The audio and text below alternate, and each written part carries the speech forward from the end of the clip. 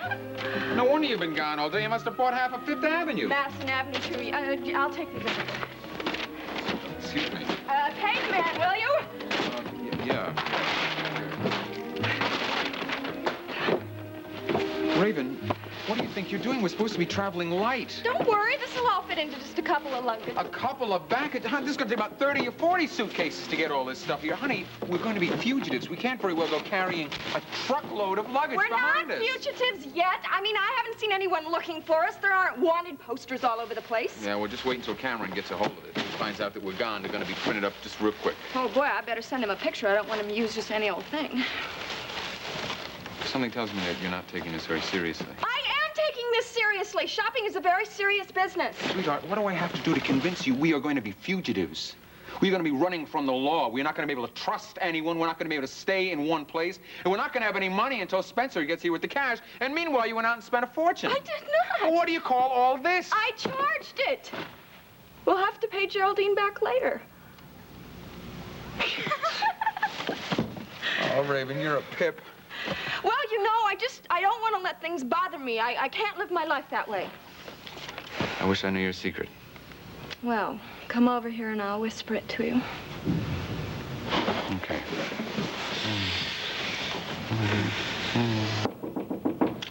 That must be the rest of this. Oh. Right over there is good. Hello, Raven. Geraldine. I didn't need to use the house phone to find you. I just followed the man with the most packages.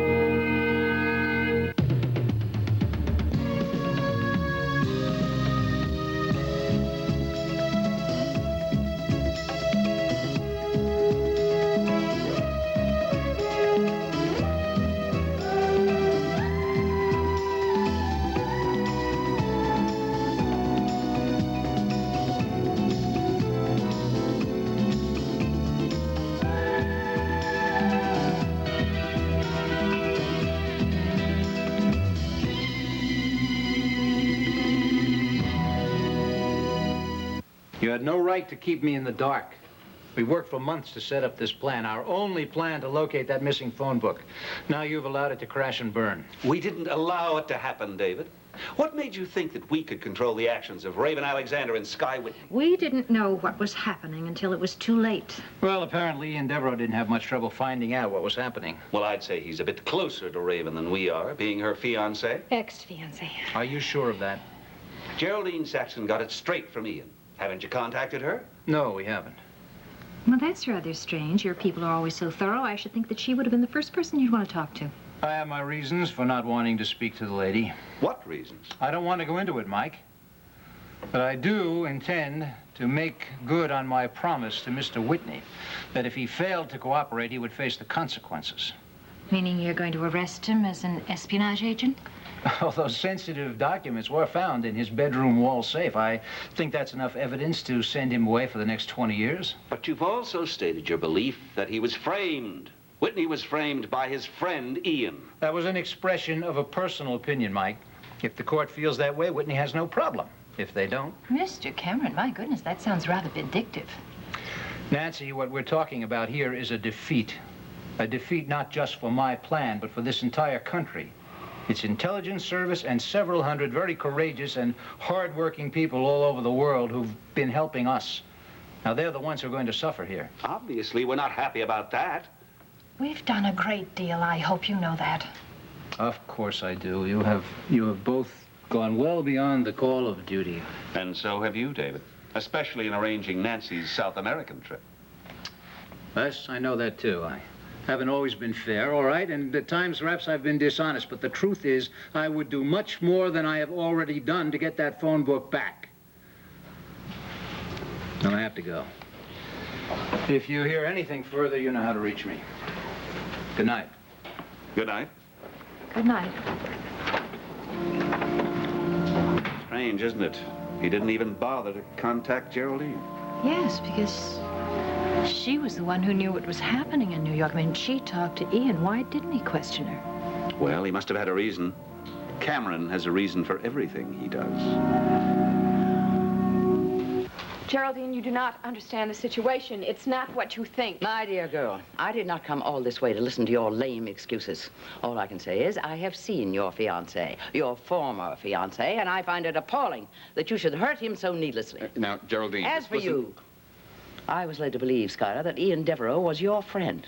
Now, if this is your idea of loyal behavior... I told you how I felt about Ian. Then you should have told Ian how you felt. The truth would have been kinder than this. Geraldine, it's not the way it seems. This was no deliberate rendezvous. It's just something that happened. Oh, I see. Just one of those extraordinary coincidences.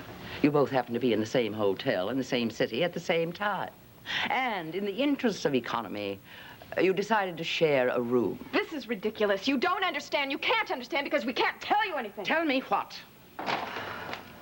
You have spoken with Ian. He has canceled the wedding, I would imagine. Yes. He asked me to cancel all of the arrangements, and I've done exactly that.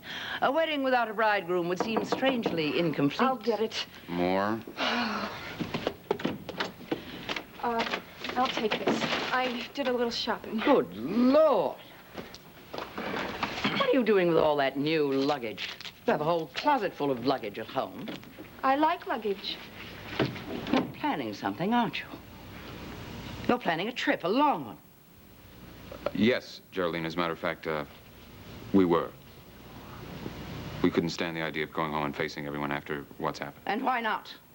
Why did you find it so necessary to run away like criminals? Geraldine, we're not Why running are you away. being so secretive? Why didn't you just tell Ian the truth? Because we couldn't. Raven, you were not obligated to marry him. Why were you so cruel? You've made me ashamed of every good thought I've ever had about you. But it's not my fault. It wasn't my idea. They forced me into accepting his engagement. Raven. I did not want to marry Ian. I wanted to marry Skye. But if I do that, then he's going to go to prison. He'll do what? Raven, for God's sake, keep your mouth shut. They think he's an espionage agent. Oh, Raven, this is sheer hysteria. You're just saying anything that comes into your head. No, I'm not. It's the truth. But he is not guilty. He was framed. And if we don't run away, then they're going to call him a traitor, and they're going to send him into prison for the rest of his life, and I'll die. I'll just die. Skylar, can't you do something about these hallucinations? They're not hallucinations, Geraldine.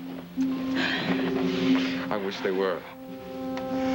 The real espionage agent is the man Raven was supposed to marry. My dear friend, Ian.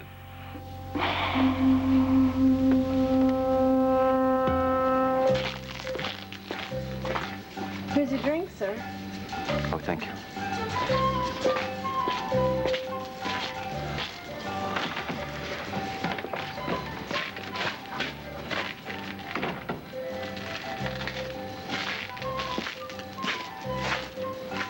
Ian, my old friend, I'm glad to see you back on St. Eleonora. Let's just hope that I'm as glad to see you, sir. Now, what's the story? Is Constantine really here, or are you lying to me as usual? I thought you didn't believe me, but you're wrong. His plane lands in the next 2 hours, and very shortly, you'll meet the man who actually knows where the phone book is.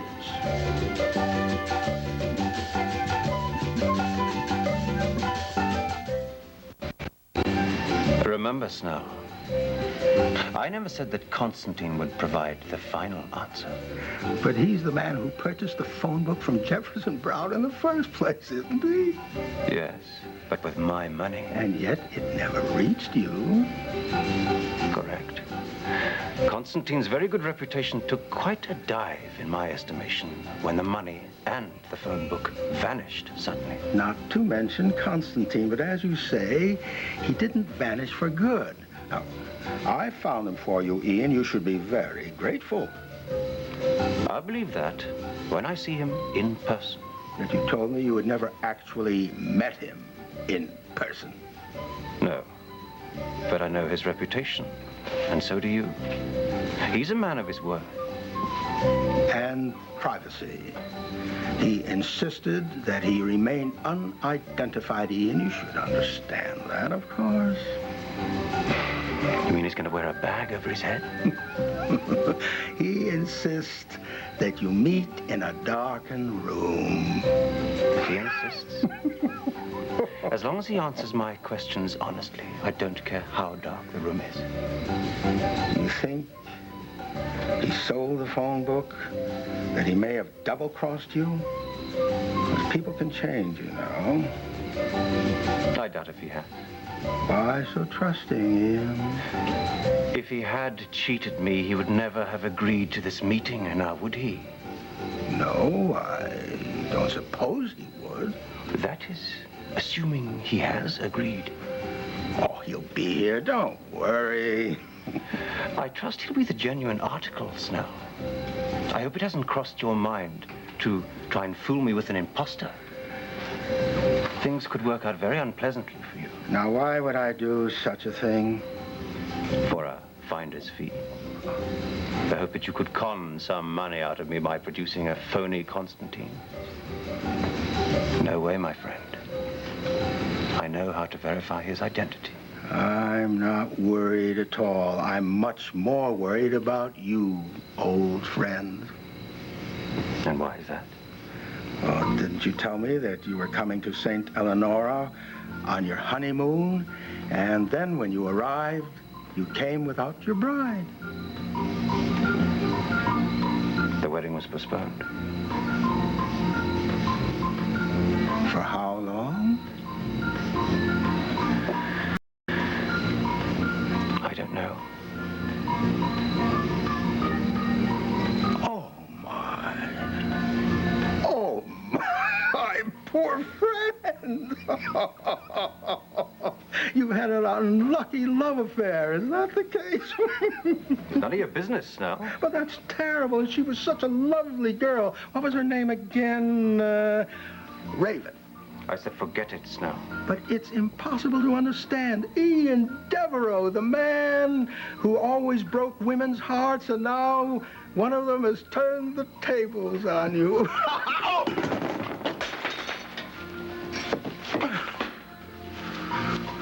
We'll see who has the last laugh.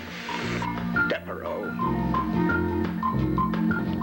Turns out Nicole's confession had to be made all over again. No, it was pretty much the same thing, but she admitted a little bit more than she was willing to admit before. Yeah? You think you got the whole story this time? I don't know, Calvin. She's lied to me before on this case. It's really strange, Chief. There are some people you just don't expect to tell lies, at least not important ones. And Nicole Calvin has always been that kind of person in my book. In my book, too. Well, hi. Have a nice dinner. Of course, you know, every lie she told was just for one reason only. Self-preservation, no doubt. No, it was to protect Miles. Yeah, well, anyway, I'd really appreciate getting to read the new statement, Chief. That's no problem. You've got access to that file, but that's not what you came here to talk to me about, what was it? Well, it was one of the things. One of the things, and Damian Tyler was the other. Yeah. Well, it just hit me real suddenly like that. He just take that job with the CEA. Well, I tried to talk him out of it. It wasn't my idea, but he is obsessed with the idea of clearing his father's name. Don't I know it? He thinks the CEA is getting very close to figuring out just what happened. He wants to be there for the kill. You think there's any chance he might actually come back if they solve the case? I don't know, Calvin. Well, anyway, it still leaves me stuck with having to break in a new partner. The question is, who is it going to be? Well, I heard Anderson saying something about Marvin Youngblood. Youngblood? You got to be kidding. I'm not kidding. Well, somebody's got to be kidding. That guy can't walk and chew gum at the same time. Oh, come on, he is the third highest decorated officer in this department. Chief, the man is impossible. We're going to get along like oil and water. Oh, you'd feel that way about anybody in this situation. You two will work it out. Derek, I am begging you to please reconsider. Calvin, he thinks the world of you. He looks up to you. Come on. You should have seen him. He was all smiles when he heard the news. Yeah, I'll just bet. In no time at all, you will have him doing things your way. I never want to see the inside of another police station again. I don't blame you. I must have looked like such a fool. Revising my story for the third time? What I don't understand is why you couldn't have told it straight in the first place. I just couldn't, Miles. Not after all the trouble you'd had with your medical license. You thought it would be worse for me to be found dead drunk in a TV studio than in the gutter? Well, I guess I just didn't think very hard about the difference. Must have thought about it. You went to enough trouble to alter the facts. Well, yes, it was very hard. They say it's hard to be a good liar. Well, I found out they're right. Promise me one thing. No more lies, all right? Only the truth from now on? Yes, the truth.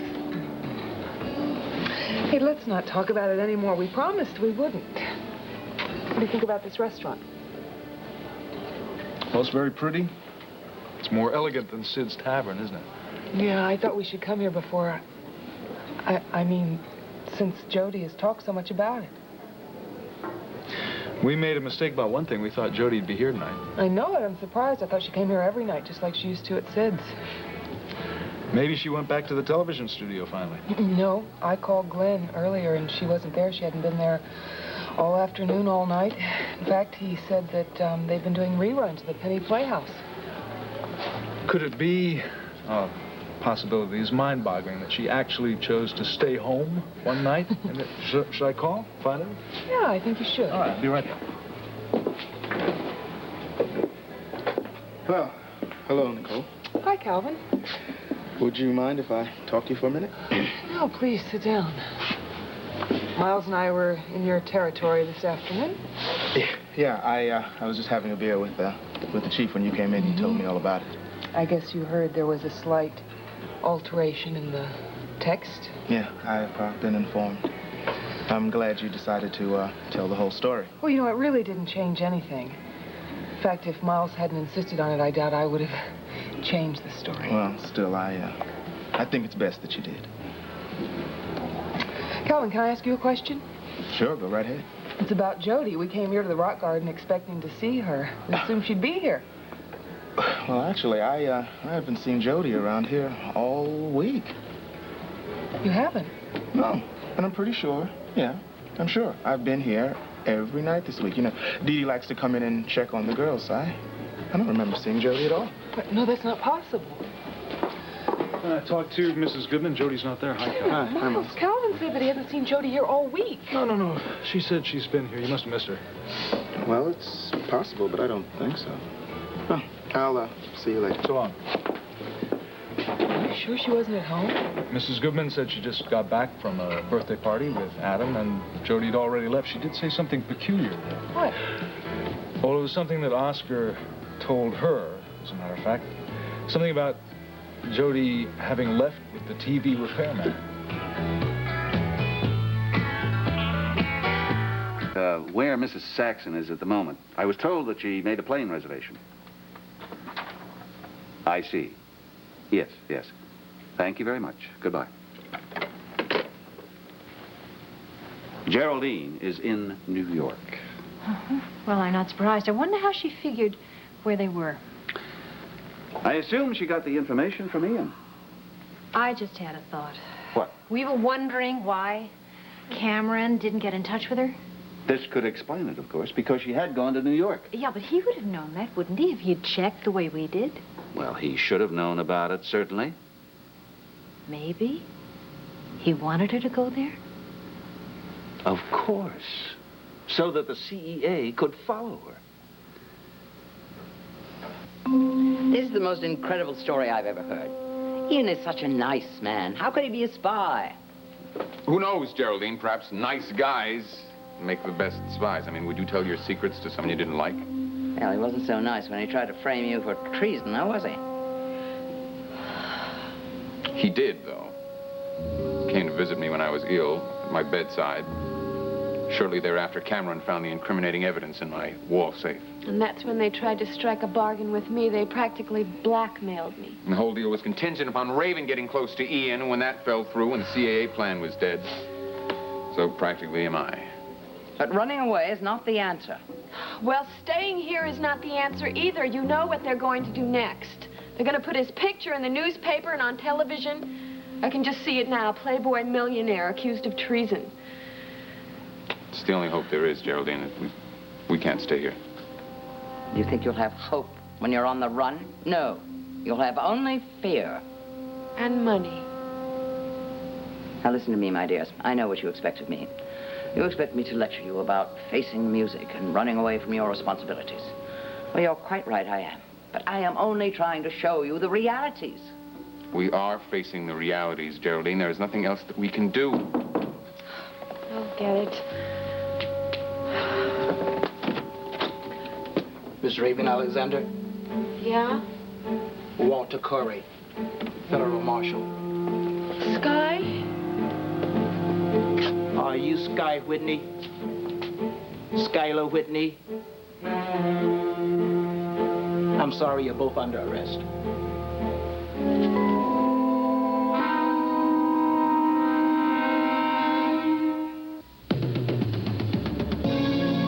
The search for high-quality television classics ends right here on USA. Stay tuned for the longest-running daytime drama on television. Search for Tomorrow, next.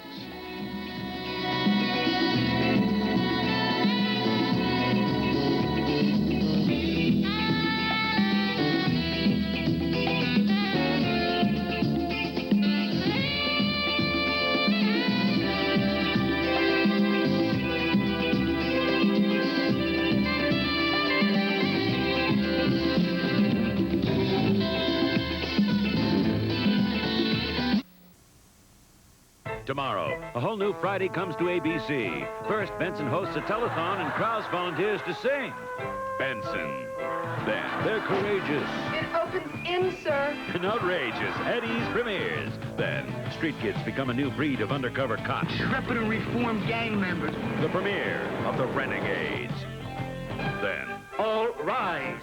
things heat up when the Gold Monkey moves to Friday. A new day and time. Holly. I do one thing. I tap, tap, and tap. Because when you concentrate on one thing, work out all the steps, you can reach the top. Like Kentucky Fried Chicken. Their specialty is chicken. And the steps they take to make it right can't be duplicated. They take the best chicken and cook it up fresh the Colonel's special way. It's so good, you can taste it right down to your toes. Kentucky Fried Chicken. We do chicken right. We're gonna get us some kibbles and bits. Kibbles and bits. Kibbles and bits. We're We're gonna get us some kibbles and bits. Kibbles and bits. Kibbles and bits. We're gonna get us some kibbles and bits. Ready, set, save $2. Grab your scissors and snip away to slice $1 off Kibbles and Bits. Or save $1 on Kennel Ration Tender Chunks. Or if you can't make up your mind, don't. Get both and save $2. So cut them out of this Sunday's paper and tear off to your grocer.